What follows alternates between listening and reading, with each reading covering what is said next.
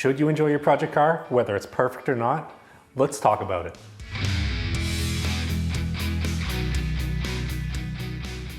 Chances are, if you're watching this video now, you're like me and you have a project car or multiple project cars.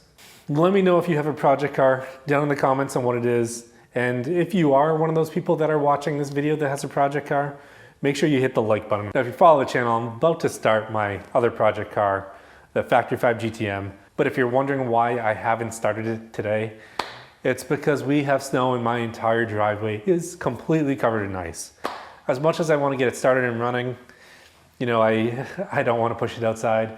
It's currently 26 degrees out, so we're going to talk about project cars. So a lot of people set off to build project cars and restore them, similar to this 1969 Mustang, and they don't get to enjoy it for a long period of time because they're making sure that it's perfect before you actually start to drive it, start to go to car shows.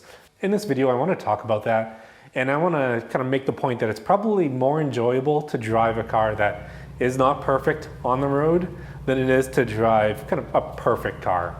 Now, when we're looking at this, we're not specifically talking about concourse cars. Now, what really kicked off the thoughts on this is I went to a concourse show up here in New England, and the night before the show, they had a dinner where they invited some of the general public and a lot of the people showing their cars at the show.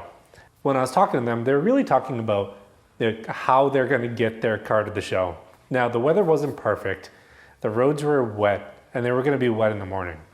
A lot of people were talking about how they're going to get it here from about 20 miles away.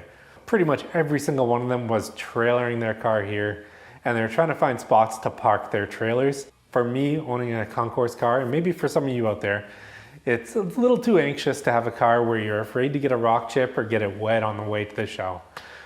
You know, I like enjoying them, and you know, if I had a concourse car, I'd probably treat it exactly like the way that they are. Now, with these cars that aren't perfect, it's so much more enjoyable to have them out on the road, to show them off, in my opinion. Now, the reason why I'm saying this is because, you know, let's say you're driving down the road and you hear a rock get kicked up from a car in front of you. If you're driving a perfect car and you hear a rock get kicked up and hit somewhere on the front of the car, I can guarantee you, you're pretty much going to be pulling over your next stop and trying to see exactly what happened, where it is, how you're going to fix it, and worrying about if anyone's going to notice it. But one of the things that I like about project cars is when you do have project cars, that happens, you kind of just brush it off. Now, in this video, I'm going to show you some of the things on my car that really aren't perfect, that, you know, I know are there, but realistically, a lot of you watching this video and a lot of people at the shows don't know are there on this car. I think one of the most fun things about working on project cars is getting to learn more about vehicles themselves, getting to learn how to do body work, getting to learn how to do electrical work, as tedious and tiring as it is. When you do something for the first time, I can guarantee you it's most likely not going to be perfect. This is the first car that I really dove into body work on, and the first car that I did actually painted myself. And you know, I thought it came out pretty good, but there are definitely imperfections in it and there are things that aren't finished on it. So it's a lot of fun when you're actually getting to learn and build and work on cars yourself. And you know, it's not having it perfect, no one's going to notice at the shows. And if someone's going to come over there and start talking about your car and letting you know what's not right, just ignore them. It's probably not worth talking to them. You know, there really is so much enjoyment to be had with classic cars, with project cars, getting out, driving them, enjoying them. Kind of, you learn more as you drive it, so you're going to want to kind of drive it, test it, change it, evolve. So I think it's really important that you take your project car out, whether it's in primer, whatever state it's in, kind of enjoy it. I wouldn't wait until it's perfect, until you get to go out and go to a show. So now we're going to walk through and I'm going to show you a few of the things that aren't perfect on my car that, you know, even though I notice them, you probably don't notice them in any of the videos or at any of the shows that I've gone to. Now, one of the biggest things that I noticed that a lot of people don't notice is this was my first time doing paint work on a vehicle.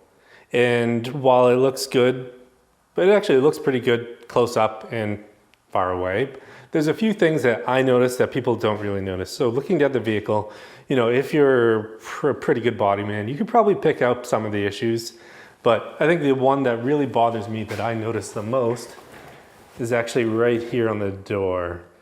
What you can see is you can see a spot right there in the center where, I was learning to block sand and I did not get it perfect. Luckily, it's on a body panel that comes off, so if I ever want to repaint it and fix it, I can.